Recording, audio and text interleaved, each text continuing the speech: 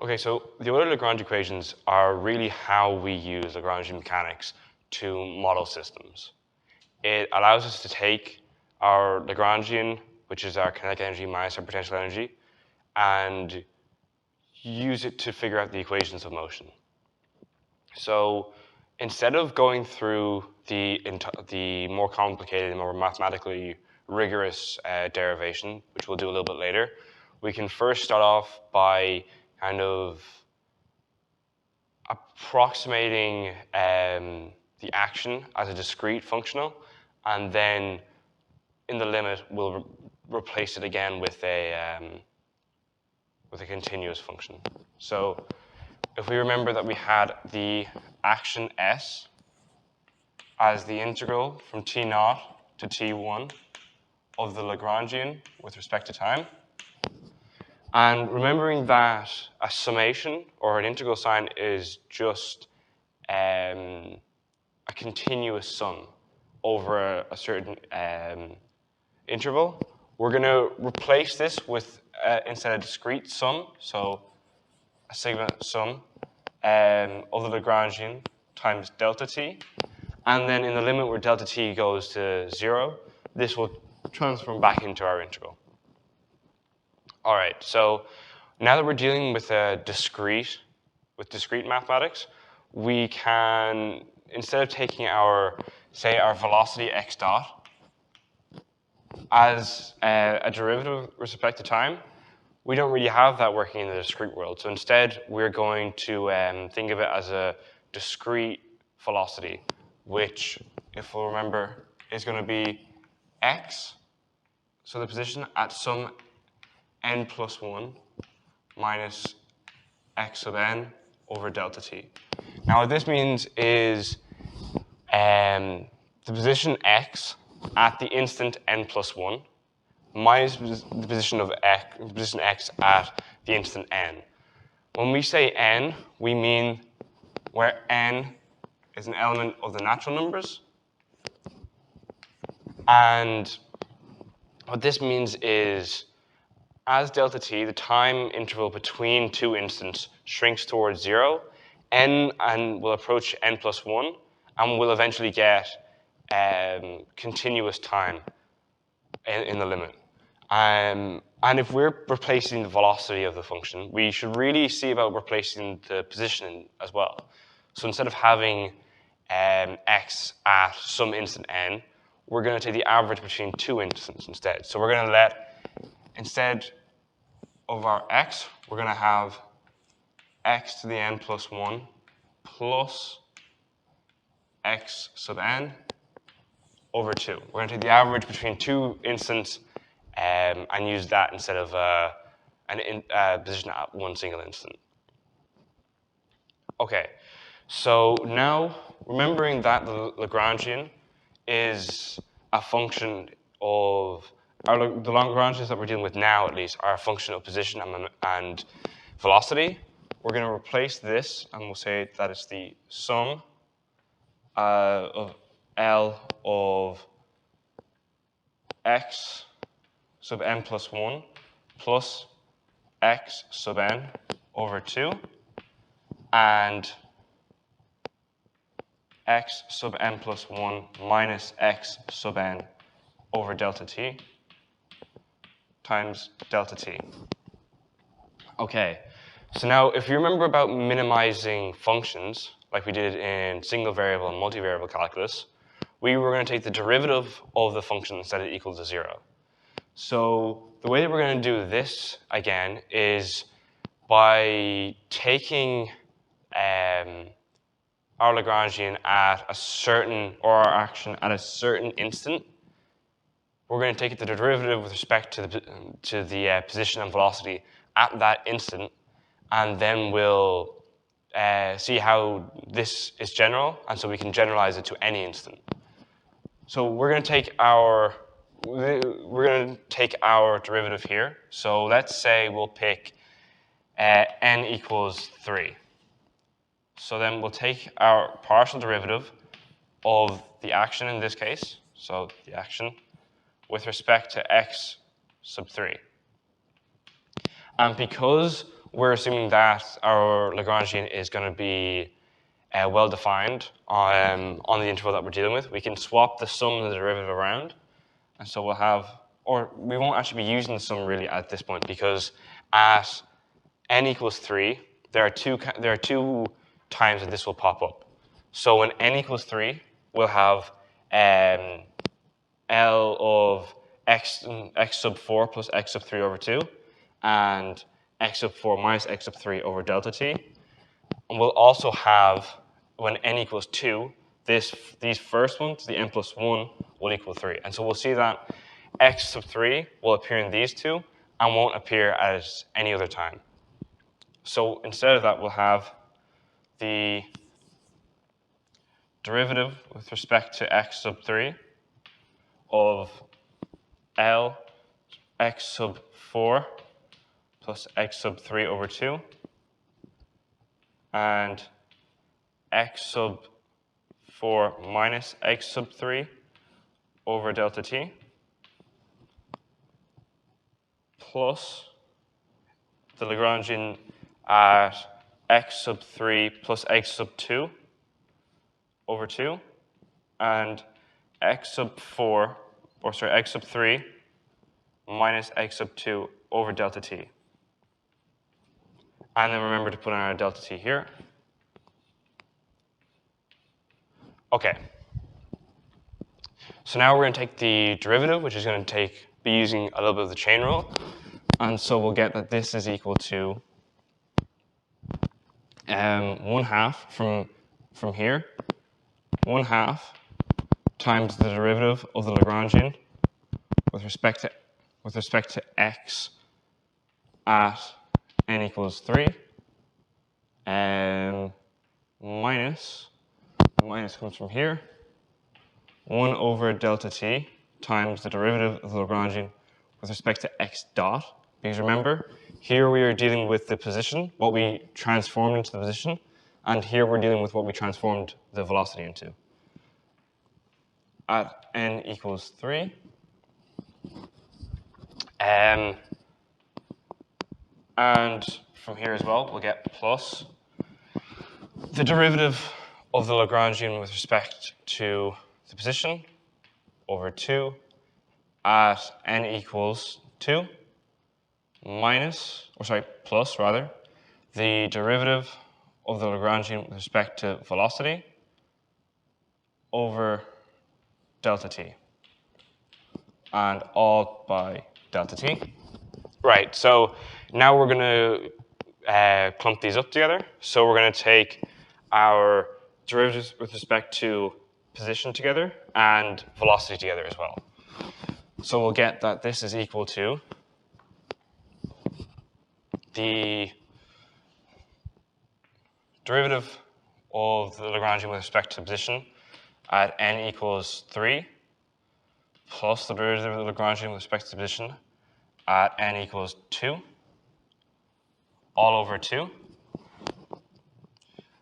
minus the derivative of the Lagrangian with respect to the position of the velocity at n equals 3 minus the derivative of the Lagrangian with respect to velocity at n equals 2 all over delta t, and then all times delta t. Okay, so we're going to take this equation back up to the next board, and we'll see you then. Okay, so now that we have our derivative taken out with respect to x3, let's take the limit as delta t goes to 0. And what this is going to do is it's going to squish all of the instants together. So we'll get a more continuous function instead. So if we take the limit as delta t goes to 0 of this, right, well, what's going to happen when delta t goes to 0 is that as delta t goes to 0, we'll find that n plus 1 is approximately equal to n. So this is what I mean by the instants being pushed together. So if n plus 1 is roughly equal to n, that means that these derivatives with respect to n equals 3 and with respect to x at n equals 3 and n equals 2 will roughly be the same. And so we can sum them together normally, and they'll cancel out with 2 on bottom, which means we'll get that we'll just get the derivative with respect to the position of the Lagrangian. And now if we take the limit as delta t goes to 0 of this, it kind of reminds you of a derivative, right? You have a function at n plus some n plus delta t minus some function evaluated at n all over delta t.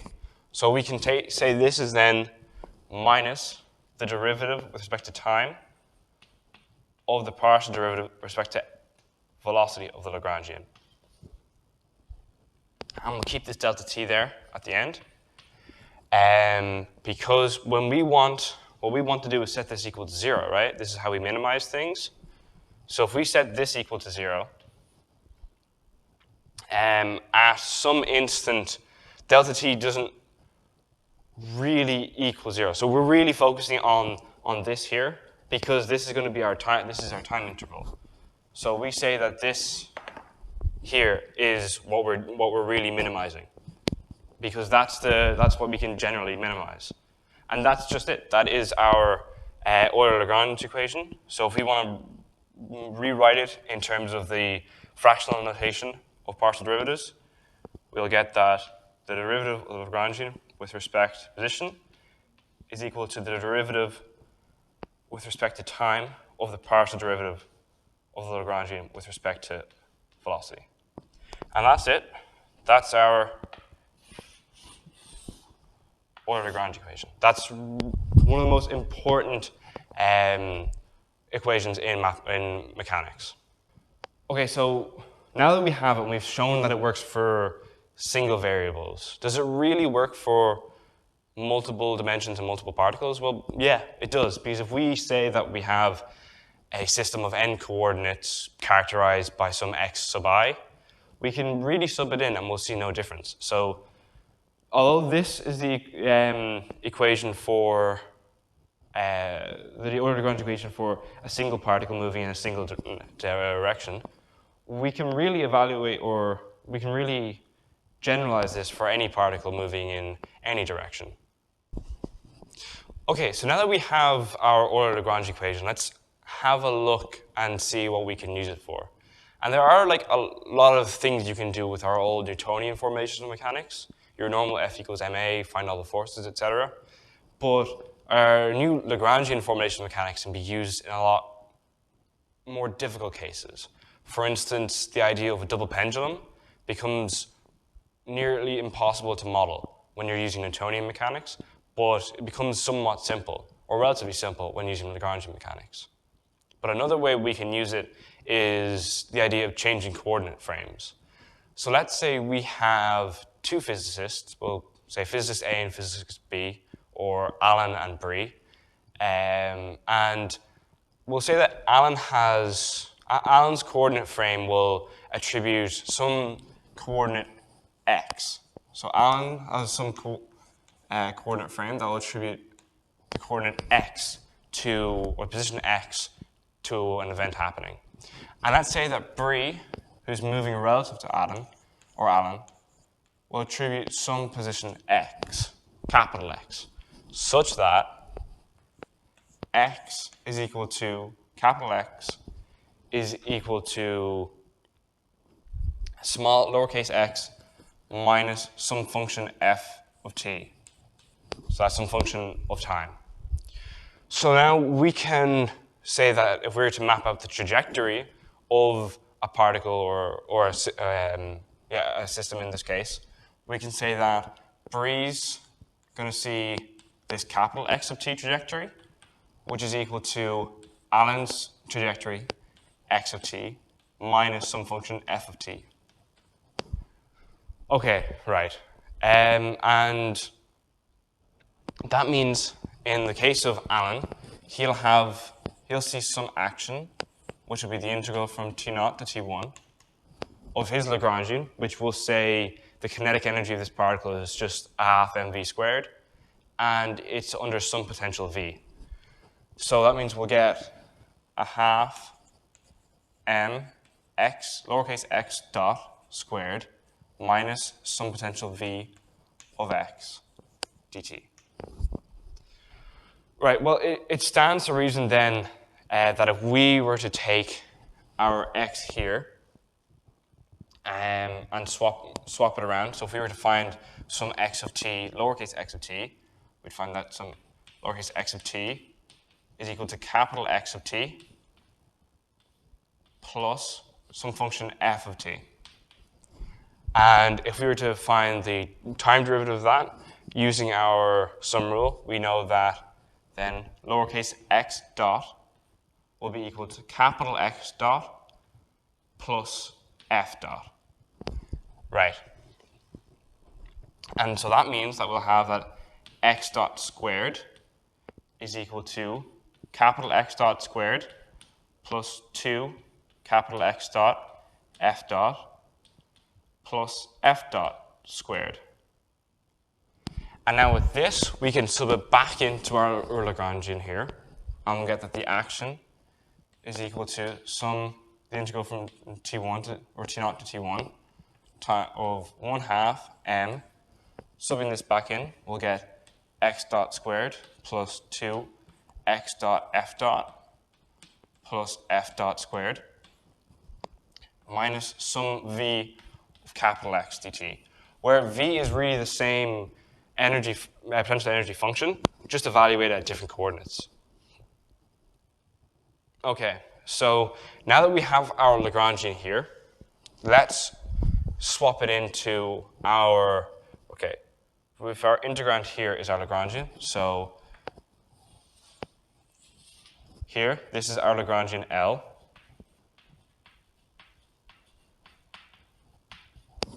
Let's put it back into our Euler-Lagrange equations and see what we'll get. Okay, so the partial derivative of the Lagrangian with respect to x, or with respect to this capital X rather, is going to be only minus v prime. So we'll say this is minus dv dx, because the only time that capital X shows up in our Lagrangian is its energy potential, or potential energy rather. Okay, and so let's use the partial with respect to x dot here, capital X dot, and we'll see that it appears twice. It appears here and here. And so taking our derivative, we'll see in this case, the half will go down, and we'll get m times capital X dot plus, now using the 2 here will cancel, and the x dot there will cancel, and we'll get m f dot. Now we take the time derivative of this last partial derivative, so d dt, dl, dx dot, and we'll see that we'll find that we have mx double dot plus mf double dot. Okay, and now using our Euler-Lagrange equation, we can set this equal to this, and we'll get that minus the partial of the potential energy with respect to x is equal to mx double dot plus mf double dot. Okay, and if we remember that the partial derivative with respect to v is the negative force, we can say that we then have that the force is equal to mx double dot plus mf double dot. Okay, so for our next example, let's take that Alan, our physicist A, Alan, will be relatively stationary, whilst Bree will rotate around like on a merry-go-round or something like that. So instead of our x minus f of t, which we had last time, let's say that Alan will attribute some coordinate x, y to an event happening, and Bree we'll attribute some coordinate capital X, capital Y to the same event happening, such that lowercase x is equal to capital X cos omega t plus y sine omega t, and lowercase y is equal to capital X or minus capital X sine omega t plus capital Y cos omega t. And so when we plot this out, we'll see that, so when we plot this out, we'll see that it makes a circle around. So we can also put this in terms of vectors and matrices, which you'll see a little bit into college. So if we have our x, if we represent our xy as a vector here, we can say that this is the vector capital X, capital Y, being acted upon by a matrix cos omega t sine omega t minus sine omega t cos omega t. Right. So we haven't really covered matrix multiplication yet, and we won't because it's not too necessary for the course. But you will see this type of thing before, and this here you might recognize as the 2D rotational matrix, and if you haven't, you will. You will come across it. But it allows us to use some amount of linear algebra to figure these things out. But we won't really worry about that. We won't really worry about it for now. Okay, so now we have our different coordinates set up. Let's have a look at Allen's Lagrangian L. Will be equal to a half m x dot squared plus y dot squared. And this is the total velocity squared. Let's say that there's no potential energy actually on this system. So we'll just leave it as it is. Now, if we were to take the time derivative of our x and y here, we'd get that x dot is equal to capital X dot cos omega t minus omega x sine omega t plus y dot sine omega t plus omega y cos omega t. And this is because of the chain rule and the product rule. All right. And then we'll get that y dot is equal to capital Y. Sorry. Y dot is equal to minus capital X dot sine omega t minus omega x, capital X cos omega t plus capital Y dot cos omega t minus omega y sine omega t. Right, now these are kind of a behemoth, and especially when we need to square them and add them. So there's a lot of algebra to that, which we won't cover. But we'll say that x dot squared plus y dot squared is equal to capital X dot squared plus capital Y dot squared plus omega squared times x squared plus y squared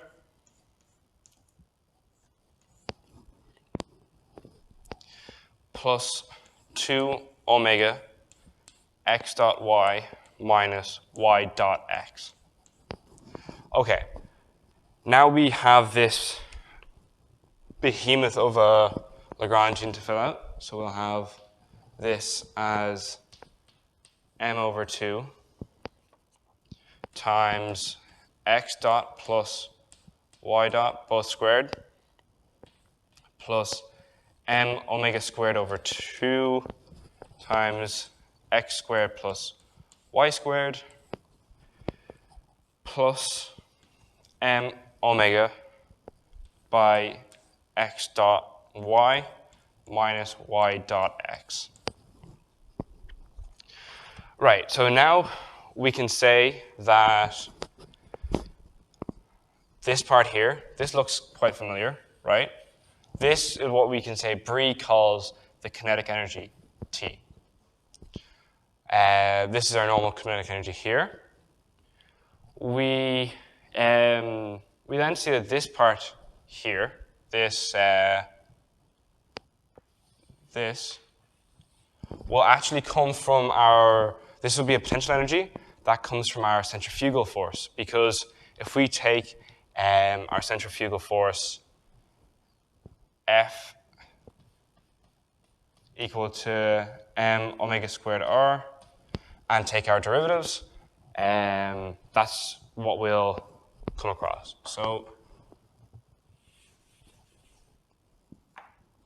anyway, and then this last part will be due to something called the Coriolis effect. So if we have this as the coming from centrifugal, and it's a potential energy, we can know definitely that's potential energy because it depends on the position of the system, not its velocity. And this last part here comes from something called the Coriolis effect, which has something to do with how it's another consequence of the fact that the system is rotating, but not really too important to us.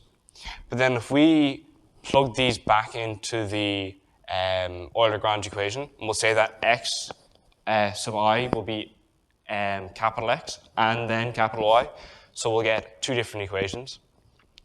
We'll find that m x double dot is equal to m omega squared x minus 2m omega y dot, and m y double dot is equal to m omega squared y plus 2m omega x dot. Right, so this is now what we have as our equations of motion. Obviously, we can divide through on the mass and such. But yeah, so now that we've used our Euler-Lagrange equation to take a relatively complicated system and model it into two simple enough equations. Okay, so the next thing we're going to be going on to in our understanding of the Euler-Lagrange equations is the idea of generalized coordinates and momenta. So when we think of the Cartesian coordinates, x and y, there's nothing really general about them at all. They don't apply to general problems or really anything other than flat surfaces. So if we were to, for instance, consider a sphere, if we wanted to model things on the surface of a sphere, like Earth, which is approximately spherical, we wouldn't really use x and y, or x, y, and z. We'd use spherical coordinates. We'd be able to, like latitude and longitude and that type of thing. It works so much better. So that's why we are going to rewrite our Euler-Lagrange equation. So instead of having x and x dot, we're going to replace this with q and q dot, or q and q dot sub i's. Because this kind of shows us that we're not dealing with just Cartesian coordinates anymore. We're going to be dealing with generalized coordinates. So we'll rewrite our Euler-Lagrange equation. We'll say dl dqi is equal to d dt partial of L respect to qi dot. Right. So this is our new Euler-Lagrange equation. And now the principle of least action and all of that still applies in the exact same way. We can still say that the variation of the action, which is the integral from t0 to t1, Euler-Lagrangian, which is now a function of q sub I and q sub I dot dt, is still 0. So we can still say this just as well, and we'll still get the same equations out of a derivation.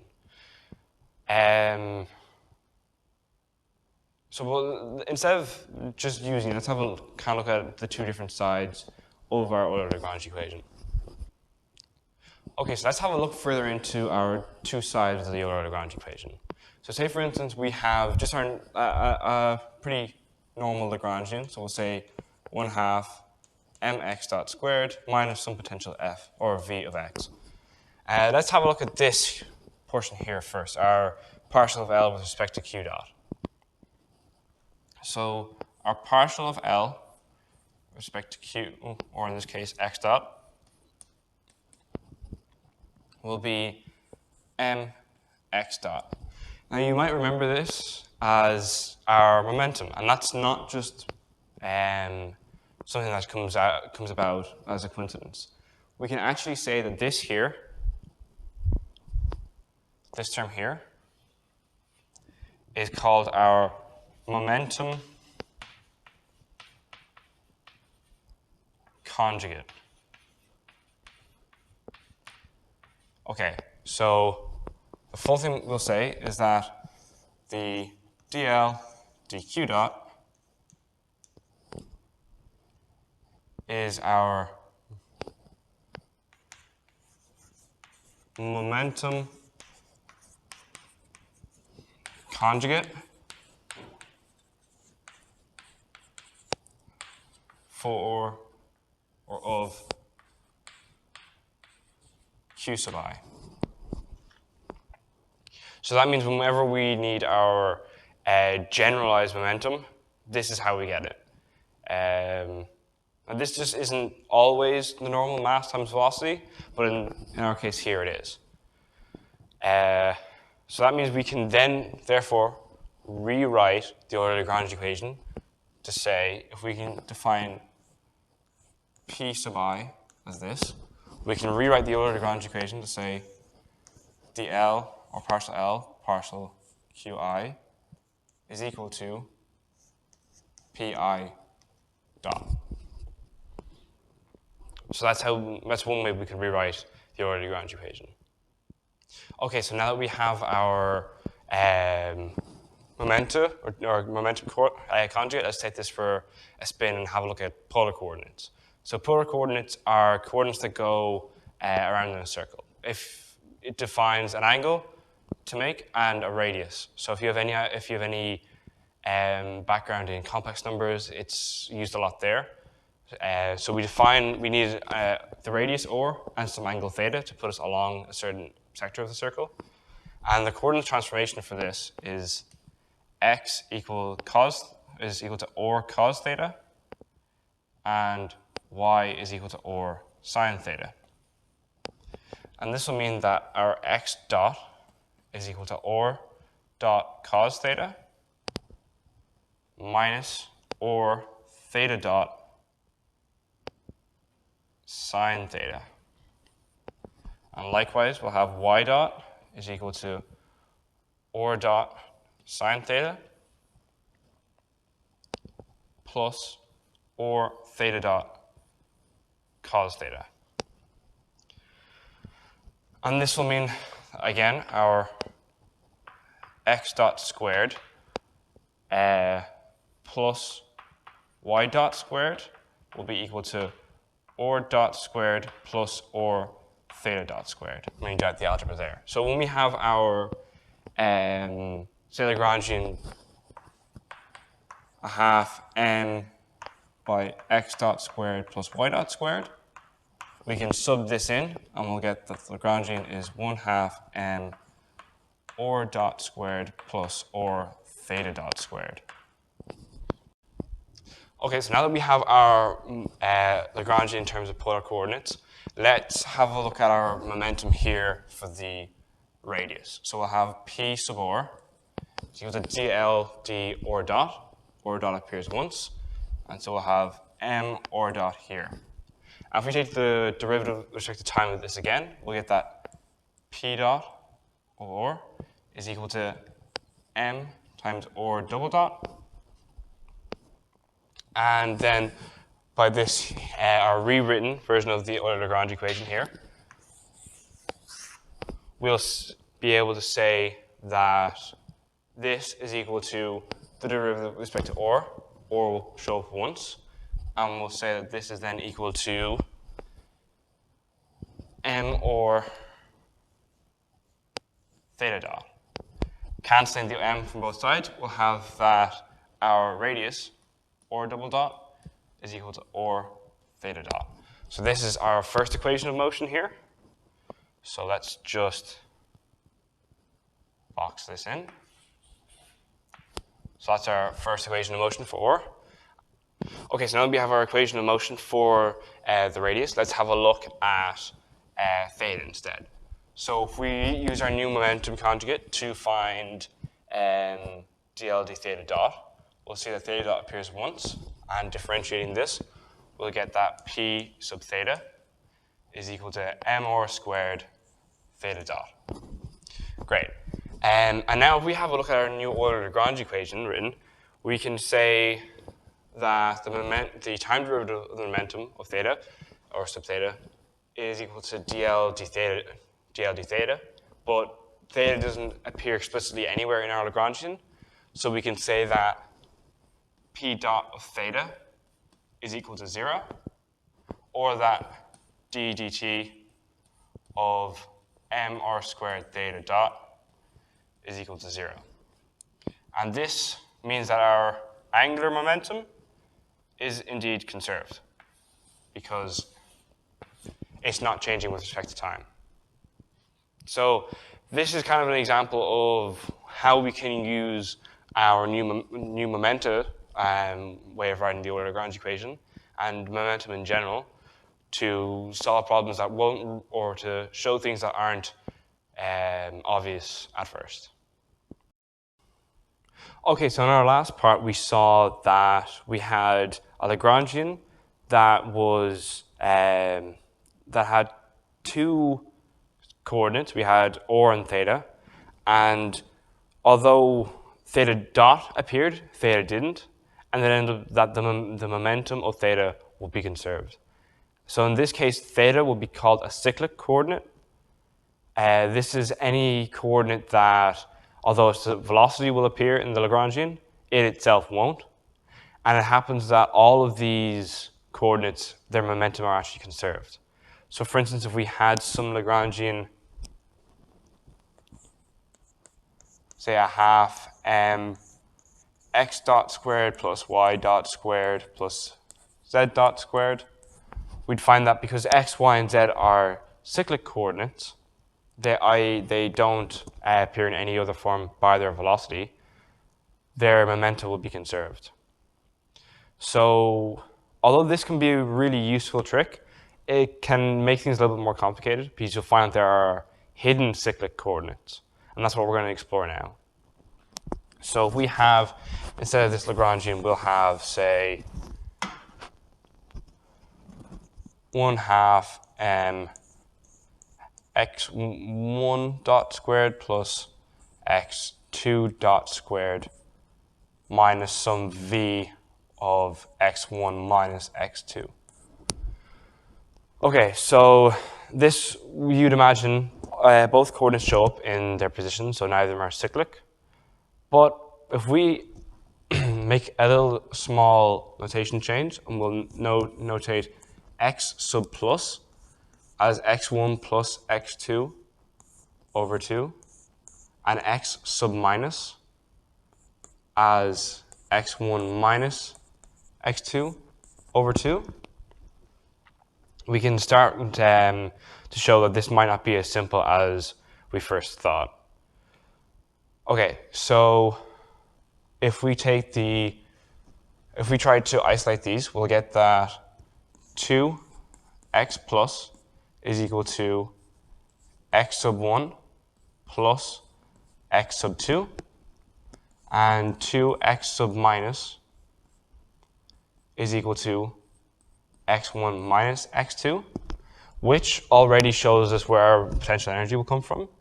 But then if we sum these two equations together, we'll get 2 times x plus plus x minus is equal to 2x1, because the two x1s will sum and the two x2s will cancel out. we can divide both sides by x2. We'll say that x1, therefore, is equal to x plus x sub minus. And therefore, x dot 1 is equal to x plus dot plus x sub minus dot. And therefore, x sub 1 dot squared is equal to x plus dot squared plus 2 x dot plus x dot minus plus x dot sub minus squared. Okay, so now we have our equation number 1 we'll deal with. And let's instead subtract these from each other. So we'll get that we'll have 2 times x plus minus x minus is equal to x1 minus x1 is 0, and then x2 minus x2 will be 2x2. We can take the 2 from each side, and we'll get that x2 is equal to x plus minus x minus. Therefore, we get x2 dot is equal to x plus dot minus x minus dot, and we get that x2 dot squared is equal to x plus dot squared minus 2x plus dot x minus dot plus x minus dot squared.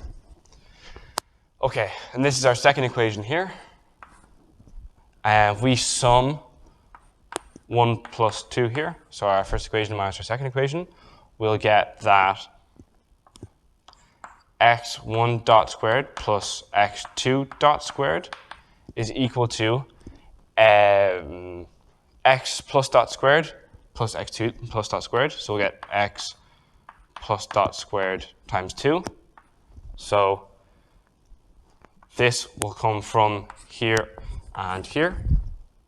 We'll find actually that this minus 2x plus dot times x minus dot will cancel with this plus 2x plus dot times x minus dot. And finally, our x minus dot squared and our x minus dot squared here will sum as well. So we'll get plus 2 times x minus dot squared. Okay, so now we can group these up just to make life a little bit simpler. We'll get x plus dot squared plus x minus dot squared all times 2. And let's put this back into our Lagrangian here. So we'll get this 2 here. We'll cancel with this half here, and we'll get m times x plus dot squared plus x minus dot squared minus v of, and remember our x1 minus x2 we found over here to be 2x sub minus. So 2x sub minus. Okay, so this is our new Lagrangian. We haven't actually changed anything, so it should be the same. But now we find that x minus appears explicitly and in its derivative and in its velocity, but x plus only appears in its velocity and not explicitly. So this means that x plus is indeed a cyclic coordinate. So what this will tell us is that the momentum of x plus will be constant. So if we use our dl dx plus dot to find the momentum, so this is how we'll find p plus, we get that this is 2m x dot plus.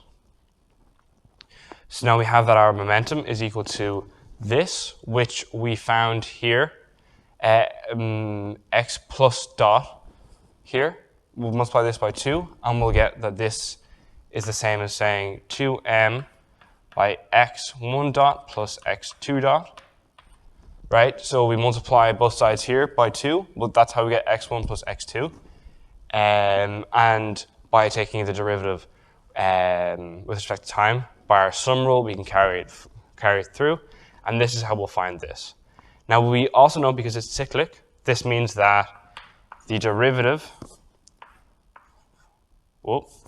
So p dot plus is equal to the derivative with respect to time of 2m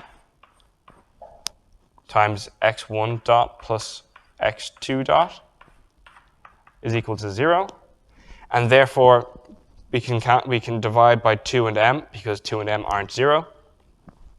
And we'll get that the derivative with respect to time of x1 dot plus x2 dot is equal to 0. And therefore, although the momentum of x1 or x2 won't be conserved, the momentum of x1 plus x2 will be conserved.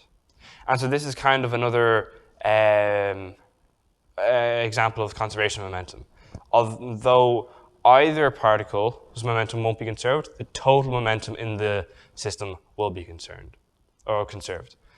And this kind of foreshadows an idea that we'll have later on called symmetries, which are going to be incredibly important for physics.